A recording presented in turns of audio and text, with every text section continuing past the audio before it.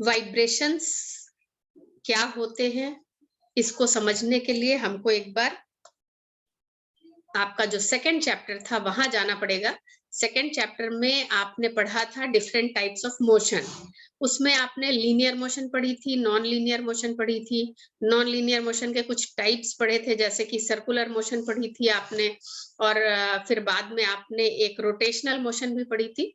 तो एक और टाइप ऑफ मोशन है जिसको कि हम पीरियोडिक मोशन कहते हैं। ऐसी मोशन जिसमें कि जो मूविंग ऑब्जेक्ट है वो अपने पाथ को रिपीट करता है फिक्स टाइम इंटरवल्स में।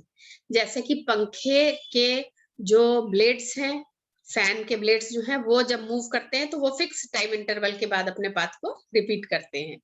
अगर आप स्प्रिंग को खींच के छोड़ दीजिए तो वो फिक्स टाइम इंटरवल के बाद अपने पाथ को रिपीट करती है। अगर आप किसी सितार या तानपुरे के तार को प्लग करके छोड़ दीजिए तो वो ऊपर नीचे अपने पाथ को रिपीट करता है।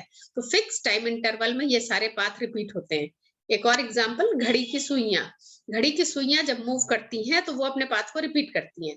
एग्जांपल के लिए, जो सेकंड वाली सुई है वो 1 मिनट में अपने पाथ को रिपीट करती है। जो मिनट वाली सुई है वो 1 घंटे में अपने पाथ को रिपीट करती है, और जो घंटे वाली सुई है वो 12 घंटे में अपने पाथ को रिपीट करती है।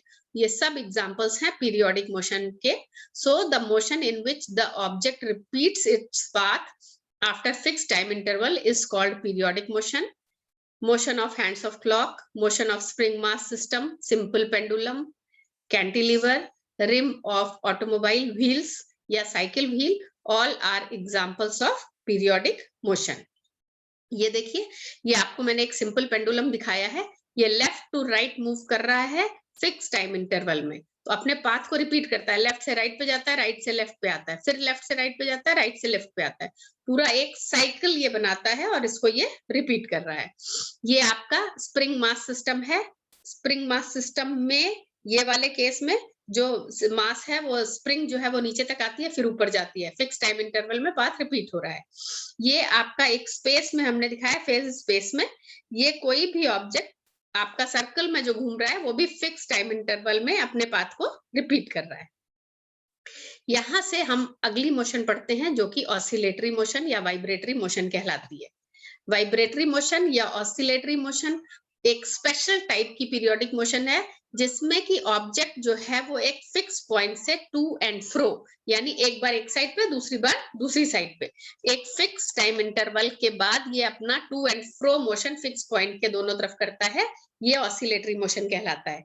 एग्जाम्पल के लिए, ये एक ऑब्जेक्ट है, इसको यहाँ ला के छोड़ा तो ये देखिए, ये बीच वाला पॉइंट, यहाँ वाला पॉइंट फिक्स पॉइंट है जिसको कि मीन पोजीशन कहते हैं, और यहाँ से ये लेफ्ट जाता है, फिर राइट जाता है, फिर लेफ्ट जाता है, फिर राइट जाता है। ये फिक्स टाइम इंटरवल में पाथ को रिपीट कर रहा है, इसलिए ये पीरियोडिक मोशन है।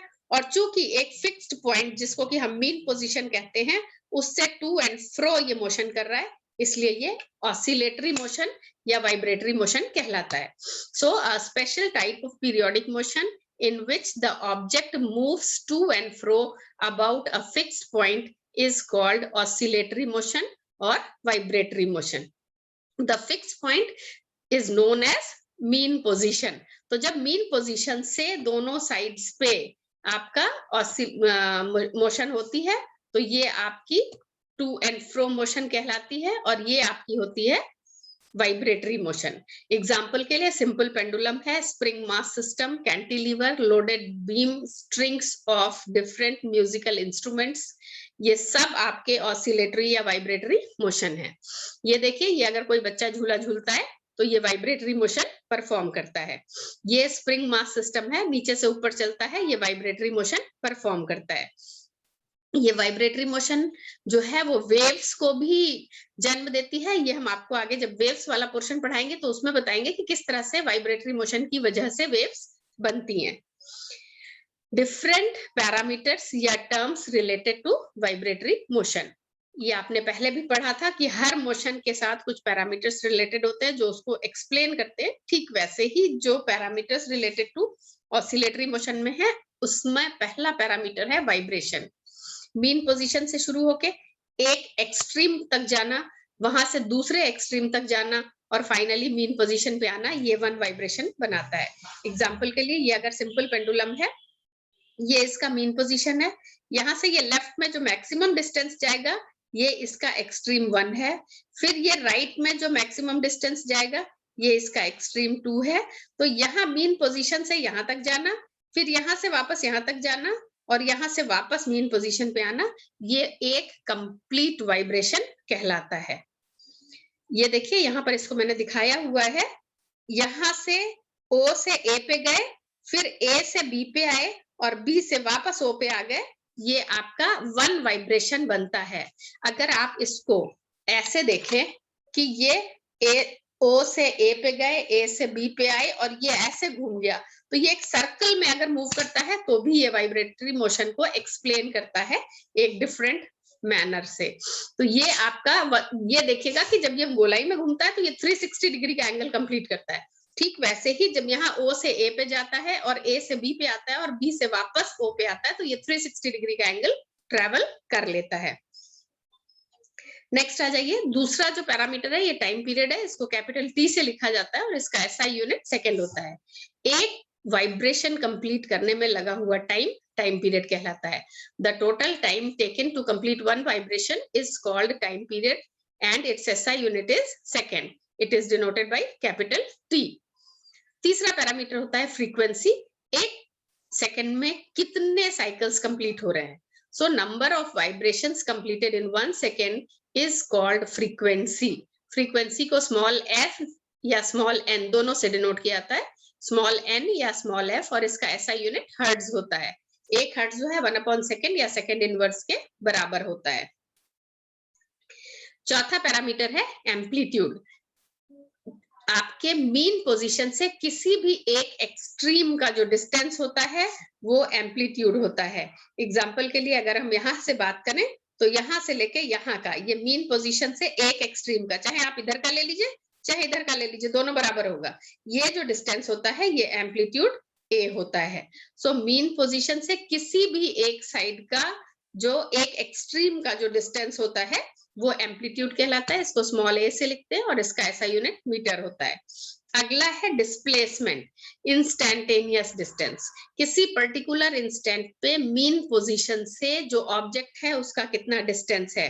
मान लीजिए ये वाइब्रेटिंग ऑब्जेक्ट है, इसकी जो एक्सट्रीम पोजीशंस हैं वो ये हैं, लेकिन किसी पर्टिकुलर मोमेंट पे जब आप देख रहे हैं तो वो यहाँ तक पहुंचा है, तो ये जो डिस्टेंस है ये आपका डिस्प्लेसमेंट D होता है। So the instantaneous distance from mean position of the object is denoted by y and it is called displacement।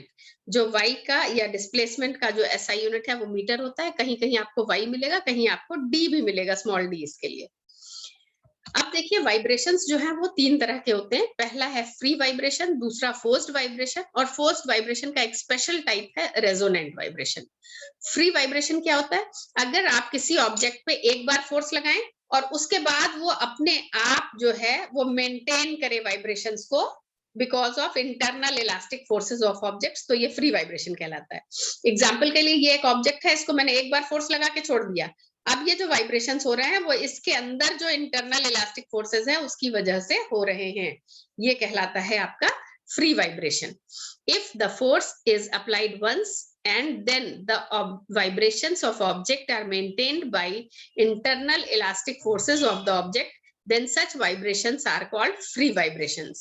free vibration की जो frequency होती है वो natural frequency of the object कहलाती है।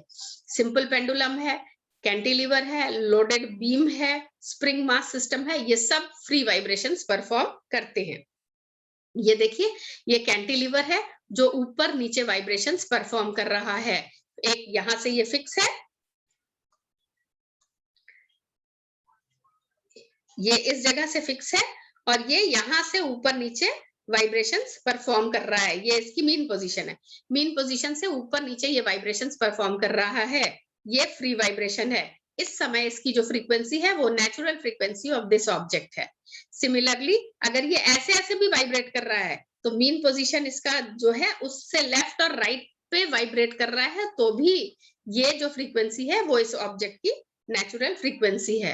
ये आपका ट्यूनिंग फॉर्क है जिसको रबर पैड पे आपने स्टक करके और फिर जब आपने इसको स्टक करने के बाद छोड़ा तो ये दोनों प्रॉन्ग्स इसके, ये दोनों प्रॉन्ग कहलाते हैं, जो दोनों हाथ हैं इसके, ये वाइब्रेट करने लगते हैं। और ये जो इसकी जो वाइब्रेशन है ये फ्री वाइब्रेशन है और इसकी जो फ्रीक्वेंसी है वो नेचुरल फ्रीक्वेंसी है। एक बार आप स्ट्रक करके छोड़ दीजिए, वो अपने आप वाइब्रेट करता रहेगा कुछ देर तक। जो फ्री वाइब्रेशंस है उनको फर्दर दो पार्ट्स में क्लासिफाई किया गया है, पहला डैम्प्ड वाइब्रेशन और दूसरा अनडैम्प्ड वाइब्रेशन। एग्जांपल देखिए, ये आपका डैम्प्ड वाइब्रेशन है, इसको छोड़ा आपने, धीरे धीरे धीरे धीरे आप देखेंगे पहले एम्पलीट्यूड इतना था, फिर अगली बार कम हो गया, फिर और कम हुआ और कम हुआ और फाइनली लिमिटेड टाइम पीरियड में ये ऑब्जेक्ट रुक गया। दूसरा होता है अनडैम्प्ड वाइब्रेशन। अगर इस तरह से जो एम्पलीट्यूड ऑफ वाइब्रेशन फिक्स है और इनफाइनाइट टाइम पीरियड तक ये वाइब्रेशंस चलते जाते हैं तो ये अनडैम्प्ड वाइब्रेशंस होता है। फिलहाल इसमें इसको वाइब्रेट अनडैम्प्ड करने के लिए मुझे ऊपर से फोर्स लगाना पड़ा है, लेकिन अनडैम्प्ड वाइब्रेशंस में कोई फोर्स नहीं लगता। तो डैम्प्ड वाइब्रेशन वो है, एक तरह का फ्री वाइब्रेशन है जिसमें कि जो एम्पलीट्यूड ऑफ वाइब्रेशन है वो धीरे धीरे कम होता चला जाता है और फाइनली वो वाइब्रेशंस रुक जाते हैं। So if amplitude of vibrations goes on decreasing with time and finally the vibrations stop within limited time, then such vibrations are called damped vibrations.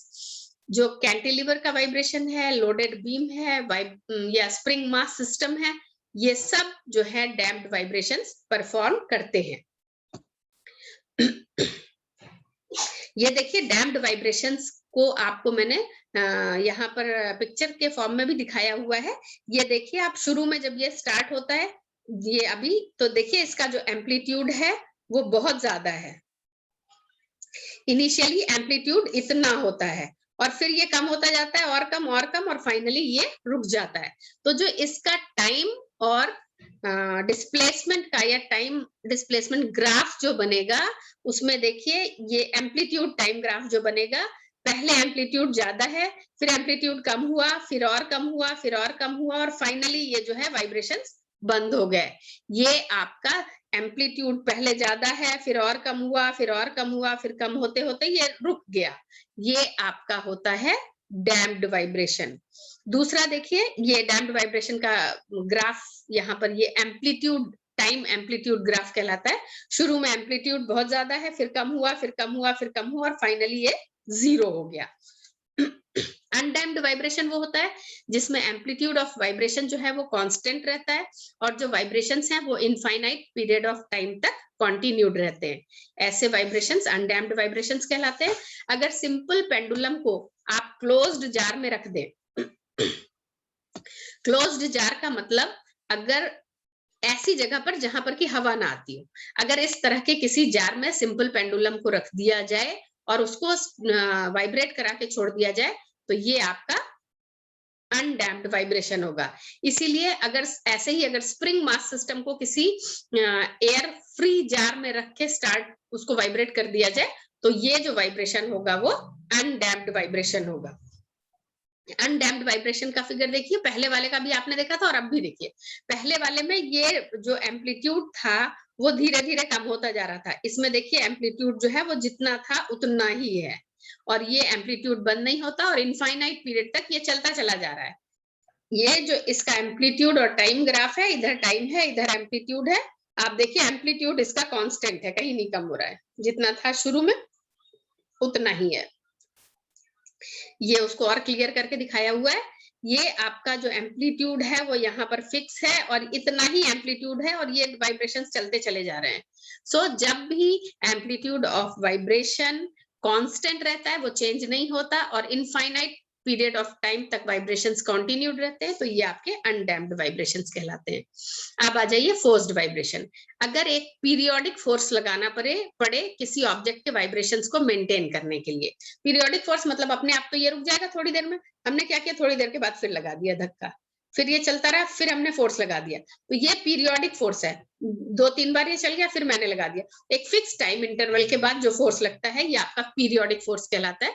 तो if a periodic force is used to maintain the vibrations of the object, then such vibrations are called forced vibrations. किसी बच्चे का झूला झूलना, swing of a child, या air column का vibration, या washing machine का जो ड्रम होता है जब वो रोटेट करता है तो उसमें भी पीरियोडिक फोर्स लगता है.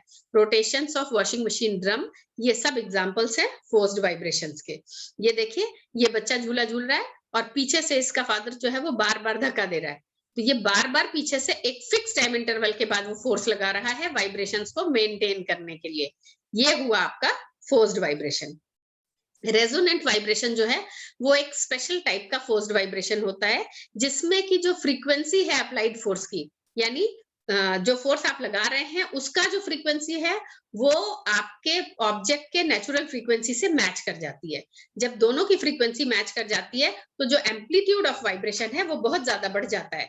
जैसे कि मान लीजिए इसकी फ्रीक्वेंसी ये है, जितनी बार ये पीछे आ रहा है इसके हिसाब से इसकी फ्रीक्वेंसी है, इसकी फ्रीक्वेंसी के हिसाब से मैं फोर्स की भी लगा दूं तो आप देख सकते हैं कि ये जो इसका एम्पलीट्यूड है इस ऑब्जेक्ट का वो बढ़ता चला जाएगा. देखिए, हर बार जितनी बार आया उतनी बार मैंने इसको धक्का दिया तो ये एम्पलीट्यूड ऑफ वाइब्रेशन बहुत ज्यादा बढ़ जाता है और इस स्थिति को रेजोनेंस कहते हैं. ऐसे जो वाइब्रेशंस हैं जिसमें frequency of applied force matches with natural frequency of object is known as resonant vibration. Radio set का ट्यूनिंग या रेजोनेंस ट्यूब में रेजोनेंस का साउंड का होना, या और भी आप एग्जांपल देख सकते हैं. आपने अपना फोन भी वाइब्रेशंस पे देखा होगा, फोन आपका वाइब्रेट करने लगता है. ऐसा कब होता है? जब जो फोन की नेचुरल फ्रीक्वेंसी है उससे जो आपका अंदर जो फ्रीक्वेंसी मैचिंग वाला सर्किट है उसको इस तरह से उस सर्किट की फ्रीक्वेंसी की जो आपका रिसीव्ड सिग्नल है अगर उसकी फ्रीक्वेंसी को इस तरह से सेट कर दिया जाए कि वो फोन की नेचुरल फ्रीक्वेंसी से मैच कर जाए तो ये आपका रेजोनेंस होता है. तो ये सब एग्जांपल्स हैं आपके रेजोनेंट वाइब्रेशंस के. अब देखिए, रेजोनेंट वाइब्रेशंस जो होते हैं इनके लिए एक छोटा सा एग्जाम्पल, एक छोटी सी एग्जाम्पल और दिया जाता है कि अगर कोई ब्रिज है उसके ऊपर से कोई मार्च पास्ट करती हुई सेना की टुकड़ी निकलती है तो उनसे कहा जाता है कि आप जो है कोई भी मार्च पास्ट ब्रिज के ऊपर ना करें, क्योंकि ब्रिज के ऊपर मार्च पास्ट करने से ब्रिज के टूटने का डर होता है. कारण क्या है? देखिए, ब्रिज जो है वो लोडेड बीम की तरह से वर्क करता है. लोडेड बीम का मतलब क्या हुआ कि दोनों साइड्स पे वो फिक्स है और बीच में फ्री टू वाइब्रेट है. अब अगर आपको बीच में, जैसे मान लीजिए स्प्रिंग है, ये कोई वायर है, इसको आप बीच में ऐसे प्लग करते हैं तो ये वाइब्रेट करता है. ऐसे अगर आप प्लग करेंगे तो ये वाइब्रेट करेगा. ठीक वैसे ही ब्रिज की स्थिति होती है. सरिया पे बना हुआ है, बीम की तरह से है, उसके ऊपर सीमेंट डला हुआ है, दोनों साइड्स पे फिक्स है और वो वाइब्रेट करेगा जब उस पे कोई बीच में फोर्स लगेगा. अब अगर ये पीरियोडिक फोर्स हो तो पीरियोडिक फोर्स की अपनी फ्रीक्वेंसी होगी. अगर उसकी फ्रीक्वेंसी ब्रिज की फ्रीक्वेंसी से मैच कर जाएगी तो रेजोनेंस हो जाएगा. अब देखिए, जो सेना की टुकड़ी जो मार्च पास्ट करती हुई चलती है वो लेफ्ट राइट करते पीरियोडिक फोर्स है. अगर ये पीरियोडिक फोर्स की फ्रीक्वेंसी ब्रिज की नेचुरल फ्रीक्वेंसी से मैच कर जाएगी तो रेजोनेंस हो जाएगा. रेजोनेंस का मतलब जो एम्पलीट्यूड ऑफ वाइब्रेशन है वो बहुत ज्यादा बढ़ जाएगा.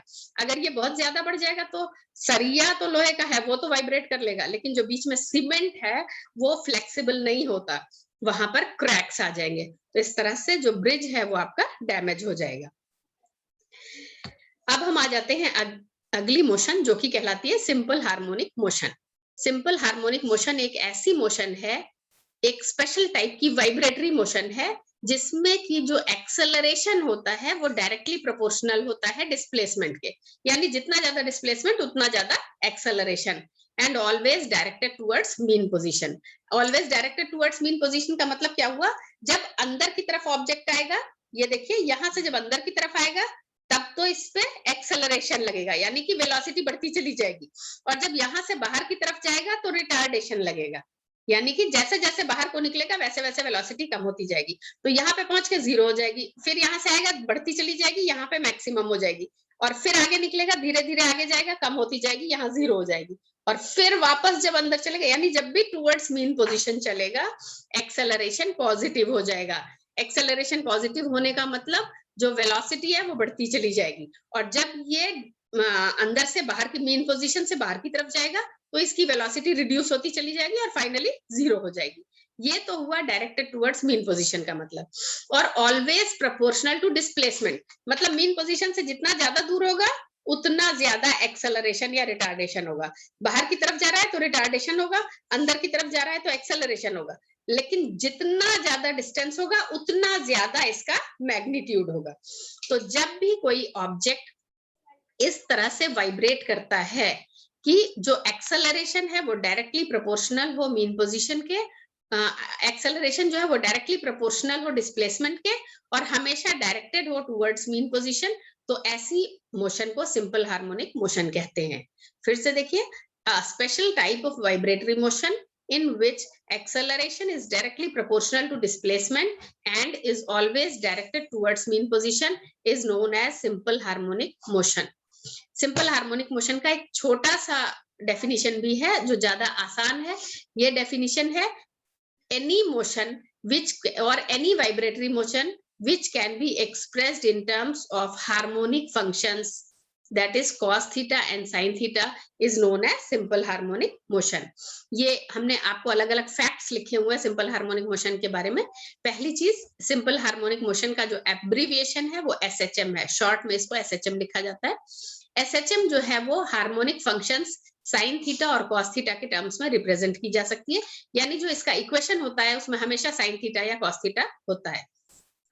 SHM जो है उसका जो rate of change of velocity है ये डिस्प्लेसमेंट के प्रोपोर्शनल है। Rate of change of velocity का मतलब acceleration, so acceleration is proportional to displacement. The characteristics of simple harmonic motion is that the restoring force is directly proportional to displacement. अब देखिए, आपने properties of matter में पढ़ा था कि जब भी आप कोई डिफॉर्मिंग फोर्स लगाएंगे तो इस ऑब्जेक्ट के अंदर रीस्टोरिंग फोर्स लगेगा जो इसको वापस अपनी जगह पे लाने की कोशिश करेगा। तो ये जो रीस्टोरिंग फोर्स है ये डायरेक्टली प्रोपोर्शनल होता है डिस्प्लेसमेंट के, मतलब जितना ज्यादा डिस्प्लेसमेंट होगा उतना ज्यादा रीस्टोरिंग फोर्स इस पे लगेगा। जो पीरियोडिक मोशन है वो सिंपल हार्मोनिक मोशन नहीं हो सकती है, वो ऑसिलेटरी हो सकती है, सिंपल हार्मोनिक हो सकती है, या कोई और हो सकती है, सर्कुलर भी हो सकती है, रोटेशनल भी हो सकती है, लेकिन सिंपल हार्मोनिक मोशन जो है वो हमेशा पीरियोडिक मोशन के बराबर होता है। अब आ जाइए इसके examples, hands of clock, motion of hands of clock, या motion of wheels of a car, या motion of pendulum, motion of spring mass system, ये सब एग्जांपल्स हैं सिंपल हार्मोनिक मोशन के। ये देखिए, स्प्रिंग मास सिस्टम है, ऊपर नीचे चल रहा है, और ये जो है आपका सिंपल हार्मोनिक मोशन का कर्व डिफाइन कर रहा है, क्योंकि जो आपका बॉल है अगर ये इससे जुड़ा हुआ नहीं होता तो ये इस तरह से चलता। तो ये SHM जो है बिना डैम्पिंग के, अगर अनडैम्प्ड मोशन कोई है तो वो सिंपल हार्मोनिक मोशन परफॉर्म करता है। ये देखिए सर्कुलर मोशन से इसका रिलेशनशिप, जब भी कोई सिंपल हार्मोनिक मोशन चलता है तो अगर उस किसी सर्कल में घूमते हुए ऑब्जेक्ट का अगर हम किसी भी एक डायमीटर के ऊपर प्रोजेक्शन ले लें तो ये सिंपल हार्मोनिक मोशन परफॉर्म करता है। मैं आपको ये बना के दिखा देती हूँ, ऐसे इसमें आपको शायद बहुत अच्छा नहीं समझ में आएगा। ये देखिए, मान लीजिए एक ये ऑब्जेक्ट है जो इस सर्कल में मूव कर रहा है, पहले ये यहाँ पे है और हम इसका एक एक्सिस है ये y और y डैश, इस एक्सिस पे हम इसका प्रोजेक्शन लेते हैं, तो ये यहाँ पे आएगा पहला प्रोजेक्शन, जब ये यहाँ आ जाएगा तो इसका प्रोजेक्शन यहाँ आ जाएगा, जब ये यहाँ आएगा तो प्रोजेक्शन यहाँ, यहाँ आएगा तो प्रोजेक्शन यहाँ, एंड सो ऑन। और जब ये अपना सर्कल पूरा करेगा तो ये जो प्रोजेक्शन है, let us name it as m जो है वो यहाँ से यहाँ जाएगा, फिर यहाँ से यहाँ आएगा, फिर यहाँ से यहाँ जाएगा, यहाँ से यहाँ आएगा, एंड सो ऑन, ये इस तरह से मूव करेगा। सो m will perform simple harmonic motion. तो ये कहा जाता है कि projection of a circular motion on any diameter of circular path performs a simple harmonic motion, और यही यहाँ पर आपको दिखाया गया है। ये जो ऑब्जेक्ट यहाँ पर A है जो कि सिंपल हार्मोनिक मोशन परफॉर्म कर रहा है, दूसरी साइड पे देखिए तो ये एक सर्कल में भी सर्कुलर मोशन को परफॉर्म करता हुआ दिखा रहा है। नेक्स्ट आ जाते हैं इक्वेशन ऑफ SHM, या जिसको कि डिस्प्लेसमेंट इन SHM भी कहते हैं। डिस्प्लेसमेंट का जो टाइम के साथ इक्वेशन होता है वो इक्वेशन कहलाता है किसी भी मोशन का। तो यहाँ पर y is equal to a cos omega t या y is equal to a sin omega t, दोनों इक्वेशन ऑफ SHM है। आपको सिर्फ ये एज इट इज याद करने हैं, इससे ज्यादा इसमें आपको कुछ नहीं करना। अब SHM पे बेस्ड है वाइब्रेशंस ऑफ कैंटिलीवर। ये देखिए एक मेटालिक बीम जिसको एक एंड पे फिक्स कर दिया जाए और दूसरा एंड उसका फ्री हो वाइब्रेट करने के लिए, ये कहलाता है आपका कैंटिलीवर। वो स्केल देना जरा बेटा। देखिए एग्जाम्पल के लिए ये एक स्केल है, अगर हम इसको इस साइड पे फिक्स कर दें, ये मेटालिक है, इसको यहां से छोड़ दें तो ये दूसरी साइड पे वाइब्रेट करता है। तो एक metallic beam fixed at one end and free to vibrate at other end is known as cantilever. जब इसके फ्री एंड को पे कोई लोड लगा दिया जाता है, यहाँ पे ये छेद है, इसमें हम अगर कोई वेट लगा दें तो ये कॉन्टिन्यूअसली ऐसे ऐसे वाइब्रेट करेगा। ये वाइब्रेशंस ऑफ कैंटिलीवर होता है। जितना ज्यादा आप वेट लगाएंगे उतना ज्यादा वो नीचे होगा। इसका आपको एक एक्सपेरिमेंट भी करना है लैब में। आपको डिफरेंट वेट्स दे दिए जाएंगे, थोड़ा थोड़ा वेट लगाते जाइए और ये धीरे धीरे नीचे को झुकता चला जाएगा। तो ये जितना ज्यादा लोड होता है उतना ज्यादा इसका डिप्रेशन होता है। Load is directly proportional to depression, ये हुक्स लॉ है जिसको फॉलो करते हुए ये होता है। और जब आप इसको थोड़ा सा खींच के छोड़ दीजिए फोर्स लगा के, तो ये वाइब्रेट करने लगता है। उसके वाइब्रेशंस को आपको काउंट करना है। ये कैंटिलीवर के डिफरेंट टाइप के वाइब्रेशंस यहाँ पर मैंने आपको दिखाए हुए हैं। जो टाइम पीरियड होता है कैंटिलीवर का वो दिया जाता है T is equal to 2 pi under root P upon G, जहां P डिप्रेशन है और G acceleration due to gravity है। P is depression and G is acceleration due to gravity. इसको भी आपको एज इट इज याद करना है, इसको आपको बेसिकली यूज करना है एक्सपेरिमेंट में। ये इतना सा पार्ट था वाइब्रेशंस का जो आपको इस चैप्टर में पढ़ना है। नेक्स्ट आपका जो पार्ट है वो वेव्स है, वो हम नेक्स्ट आपका जब भी कल परसों जब भी आपका नेक्स्ट लेक्चर ऑर्गेनाइज होगा तब हम स्टार्ट करेंगे। आज के लिए इतना सफिशिएंट है। आप जो है कुछ पूछना है तो जिसको पूछना है वो